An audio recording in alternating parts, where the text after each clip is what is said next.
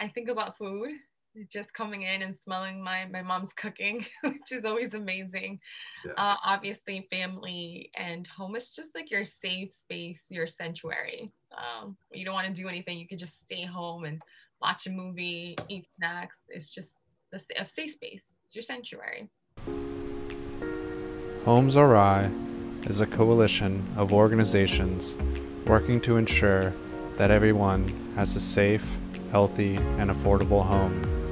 Hopefully, these interviews will bring insights to the need and work and highlight where housing intersects with other issues and opportunities.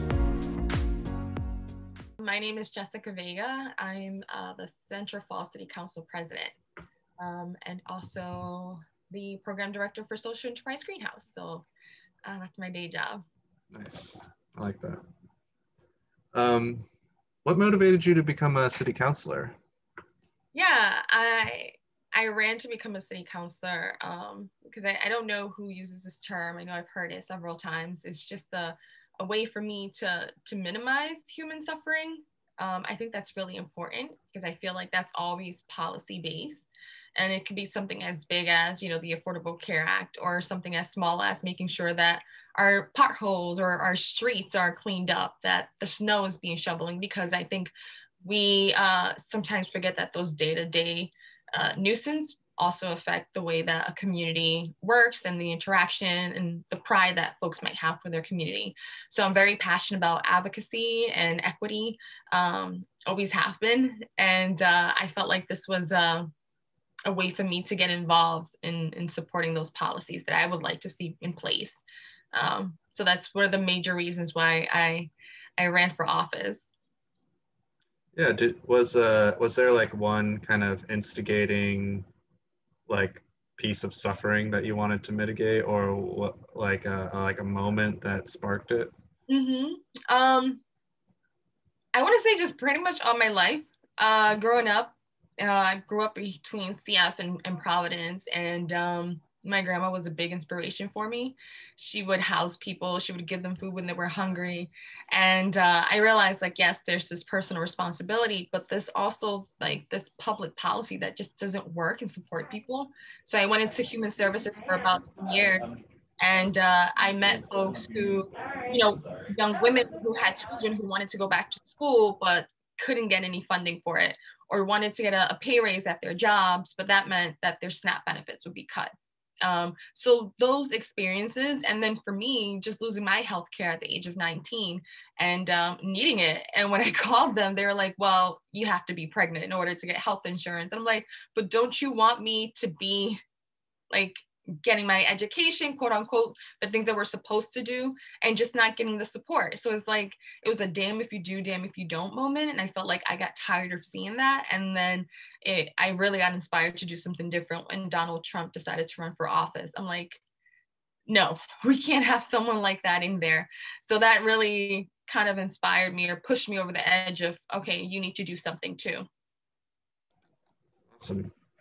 And so now that you've kind of like settled into the role, how does an like idea, like you see something like potholes or like healthcare or something, like what's the process from like it coming just from an idea to actually like a policy or an ordinance, or what's that process for you?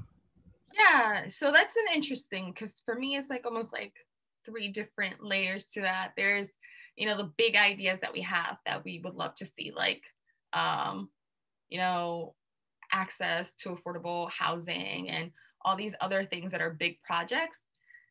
We already know about that, right? And then there's the things that just come out of just conversations that you have with community members. Like, for example, the snow not being shoveling in my half of the street, or landlords not paying attention to that. And then there's other things that is almost serendipitous, where you find like City Lab, where it's just like, oh, that's a really good idea. We should do something like this in the city. Um, I always say I'm not an expert in one. We're not experts in everything, right? So So for example, when the affordable housing thing that we were working on 2 years ago came about, I reached out to Katie West from Housing Network. With other issues in our community, I reached out to the ACLU because I'm like, okay, these are the experts. How could this is what I'm thinking, how could we craft this out so it makes sense?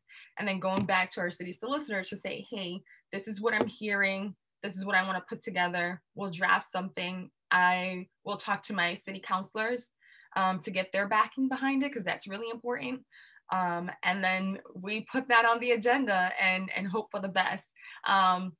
A part to that, I should add, is also talking to the community members. You want to try to get people to come out and advocate for your ideas if it's something that, you know, it's important to them. So that's pretty much how that process looks like for me.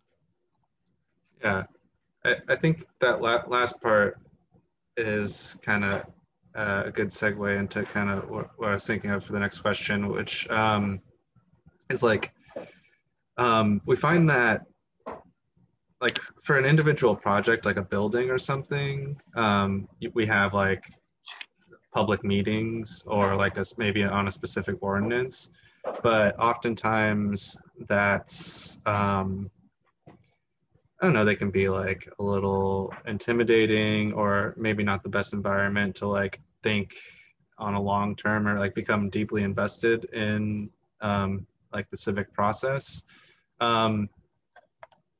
Like what are some good ways for residents to become involved in like long-term policy making? I think it's to get them involved as much as possible. Not only can the process could be intimidating, but for some folks, it may not be something that's on their radar right away. So as policymakers, we have to make sure that they are aware of what's happening, have more than just one meeting on an issue. And I know we do that pretty well here in CF. I'm not going to say they're like, you know, attended by hundreds of people, which I would love that to happen. But also making sure that we do a better job of connecting those dots of like, this is how exactly this new building is going to affect your community. This is how much it's going to cost. Like those things, I think that's what people really care about than using so much jargon, because I feel like sometimes we do that as well as policymakers and people just don't understand. When they don't understand, like, why am I going to show up?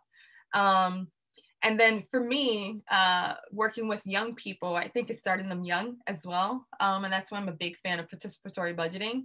So young people, we're giving them access to democracy and how it actually works. And we're exposing them to different community stakeholders and taking them to a walk around the corner to City Hall so they can understand, like, this is your space and using your voice is very liberating. But policymakers do have a responsibility to be as open, have to be transparent with the community, but it's also the constituents' responsibility to call out or call in their policymakers and do those follow-ups as well. I think it goes both ways, and it is hard, right? And especially in Central Falls, people are working 2 or 3 jobs. They may not be computer savvy, so it is complicated. And I wish I had a better answer for that, but that's something that I'm continuing to learn myself, because there's times where I don't know what's happening until I'm like doing those door knocks again, and all these issues are popping up. So it is challenging. Yeah. Can you define participatory budgeting? I don't know if that's a term that most people know. No, I apologize. Yeah, so participatory budgeting is when you allocate a pool of money that you give the power to a constituents. In this case was young people in Central Falls High School. They created the bylaws. We were able to raise $10,000, and then they went to survey their peers and say, hey, if we had $10,000 for a capital improvement project at the high school, what would you like to see? They collected that data. They had conversations to see the feasibility, like, is this going to have an ongoing cost? Because it is only 10 grand. You know, you want a pool, but a pool is not going to cost you 10 G's. So how do we have those conversations? And in between time, we had conversations about just race, systemic issues, gender inequality, LGBTQ rights. Like, it was important for me to add that information in there. And then lastly, they actually voted on the project that they would like to see. So there was about like 10 projects on the ballot. None of them were fluff. The project that actually won was bathroom renovations. And we had about 600 students vote that day. And I think that's important because then the byproduct of that, what I was really hoping is that they see the value in policy, they see the value in getting involved, and they see the value of voting, and how that affects them directly and in a very tangible way, right? Because sometimes we talk about policies and it's just like, that's great, but what is that going to do for me right now? And you have to set those short terms and long term goals for people. Oh, that is really cool. I love that. Kind of maybe turning more towards like the housing side. What in your role, what do you see the biggest challenges in terms of increasing the supply and preserving affordable housing in your area? Yeah, space in Central Falls is an issue. We're only 1 square mile, so it's like, where do you build? There's also an issue of landlords who don't take care of their homes, but also don't let go of them. And some residents don't speak up about the issues that they're having, the blight issue. And then funding, of course, funding is always a major issue. I feel like sometimes we are not thought of at the state level. We are forgotten. So we don't necessarily get the same funding or resources to be able to build more affordable housing. And then, of course, there's the issue of a lot of our folks are, they come from low income backgrounds. So they're not able to necessarily purchase a home right away. And even someone like myself, a millennial, a 33-year-old, I'm looking for houses right now to buy in CF because I want to definitely put roots here, but it's just very expensive. So there's no funding. We used to have funding from a partnership that we have with PCFD, which is the Pawtucket Central Falls Community Development, where we would incentivize folks to pay for to put a down payment for their housing. So they would receive $7,500 for a down payment. We don't have that anymore. And that's really challenging for a lot of our family members. We're a community where the home ownership is actually going down from 22%. Now it's about 19%. So to answer your question, is those three things. Just not able, the building actual space, developers holding on to some of those spaces too, and access to funding to be able to create more new homes. Is there like kind of stuff on the horizon that you think is exciting in terms of affordable housing development, either policy wise or project wise in your area? Yeah, I'm really grateful for a ordinance that we were able to pass. I think it was 2 years ago, the Affordable Housing Act, which, because we have so much exciting development happening in Central Falls, Pawtucket with that Conan Thread district because of the train station, it's really exciting and very welcoming, right? You want to bring new economy here, but also very terrifying because of gentrification, things that want folks to be displaced.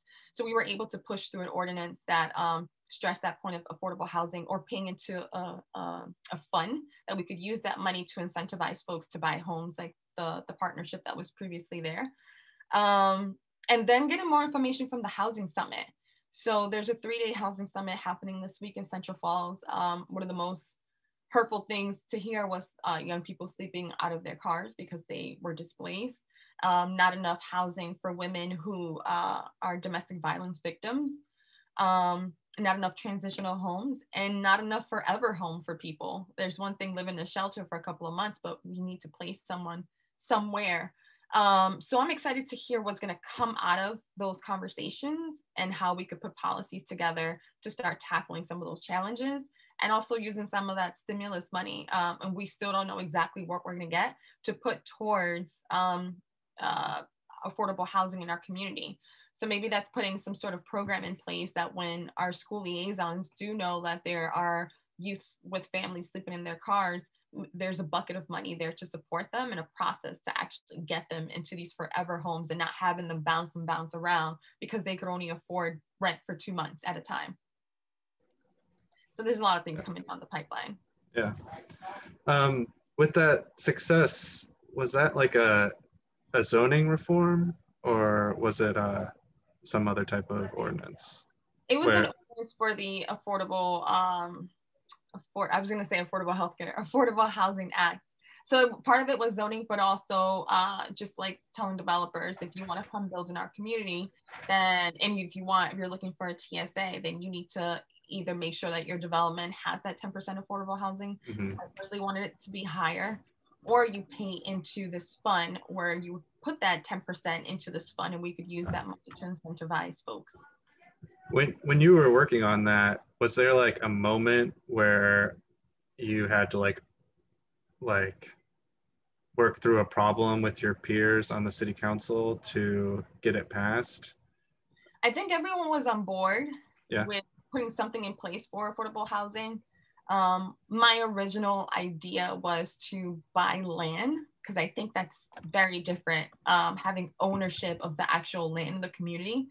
And there was a lot of really cool projects of people like being able to build on this land and own it for a certain period of time, and be responsible. I just wanted the community to have more ownership of the actual land here in Central Falls. But that was, I guess, too complicated to put in at the time. That's something that I definitely want to revisit in the future. So we I don't want to say the word settle, but we decided to go this route of creating this fund, or just making sure that 10% affordable housing was being implemented once these developments are up and running. Yeah, that's cool. I like the idea of like kind of just moving things into the public. You know, not everything needs to be solved in the private sector. I agree. Yeah. 1000%. Yeah.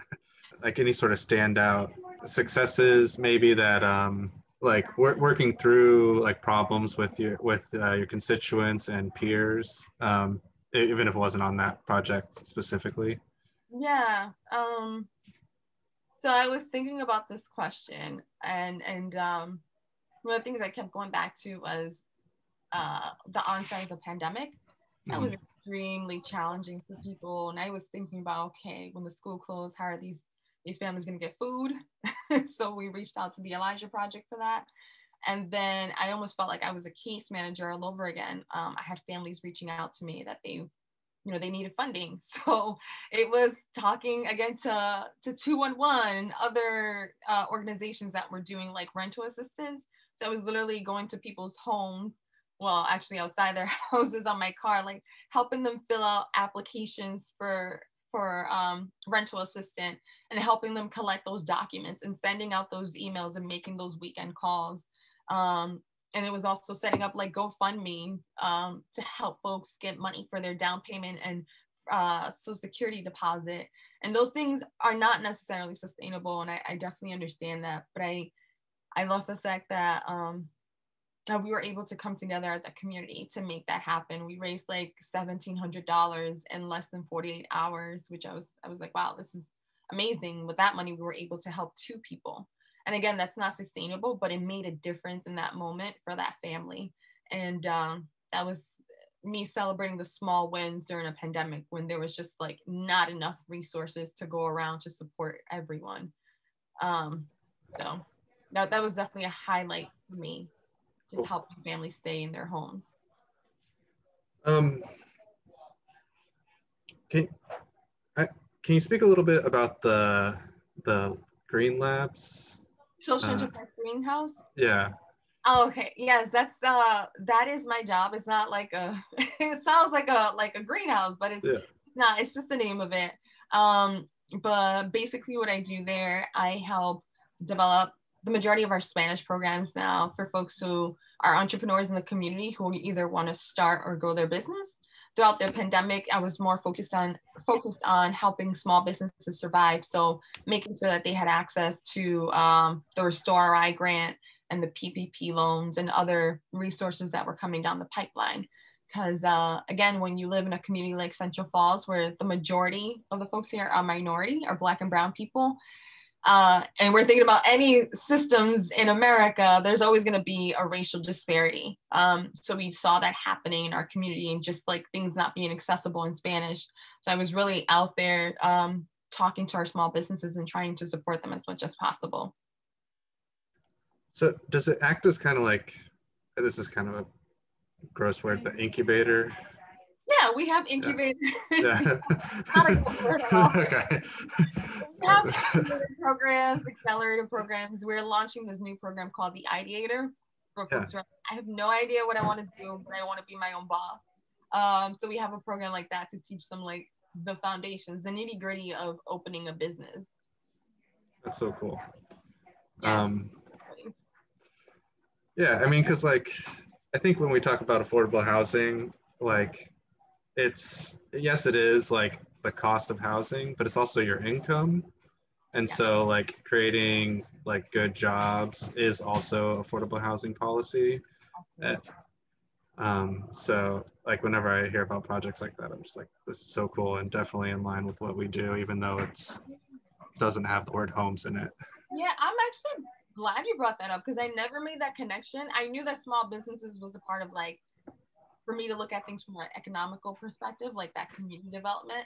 And I thought about like how it generates wealth for folks, but I never put it into the context of like connecting that to housing, which is pretty cool. So yeah, thank you. Yeah. If somebody wanted to get onto like the planning board or something and in your city, is that appointed by the mayor or is that Yep.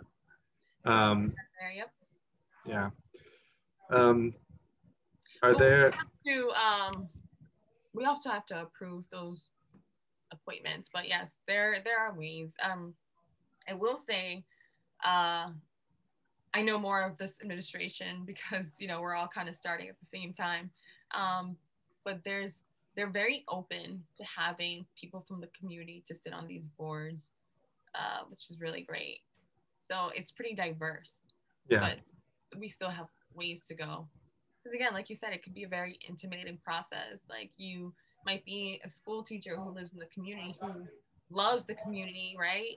But may not understand exactly what zoning is or what the board does. Like I think there are lots of opportunities to just like email or just stand up and like say your opinion. But like I think people would gain a lot from just like going one step deeper, like being on a board or being on a commission or those committees and coalitions and all that stuff. Yeah. And there's so many opportunities that are available that I think people just don't see. I don't know if you have any thoughts or insights on that, like what's available in Central Falls for people to like go just like maybe one step deeper. Yeah, that's a great question. Right now we have a constituency department, which I think is great. And I think that's an opportunity for folks to find out like what's available. I don't know all the boards that are available at the moment off the top of my head. But that's a good way for folks to come in and talk about their concerns. And I hope that from there they could be directed on to how to get involved, whether that's in committees or coalitions or sitting on these various boards. Is there something that we haven't covered that you think like would be really good to highlight? I guess it's to continue getting involved, making sure that the money that the state is going to receive actually gets put into affordable housing, because where people are prioritized, where the money goes tells you about the priority. So going out, making those testimonies, going to your city council meetings to figure out where that money is being put into good use. And also for policymakers to make sure that people are getting the information that they need to take advantage of these programs. So that would be my call to actions from both sides, is just to communicate and get the word out there and get informed.